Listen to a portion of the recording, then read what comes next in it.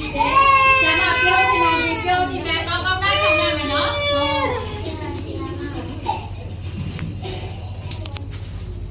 တကယ်တော့တကယ်တော့မင်္ဂလာပါ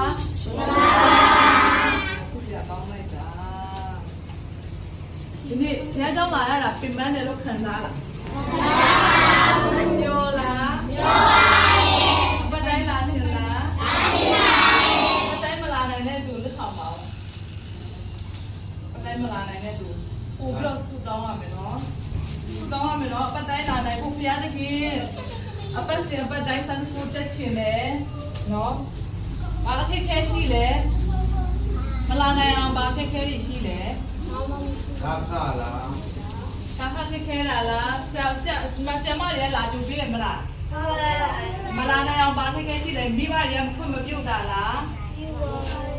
ဟုတ်လားမိဘတွေကခွင့်မပြုတ်တာနော်ဟုတ်ပြီတချို့ကမိဘတွေကခွင့်မပြုတ်တာရှိတယ်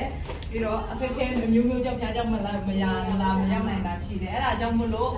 မိဘတွေခွင့်မပြုတ်တဲ့သူတွေပို့ပြီးတော့ဆူတောင်းရမယ်မိဘတွေခွင့်ပြုဖို့ဘုရားကျောင်းကိုပုံမှန်လာနိုင်ဖို့ဘုရားကျောင်းပုံမှန်လာတဲ့ခါကျဆန်းကိုပုံမှန်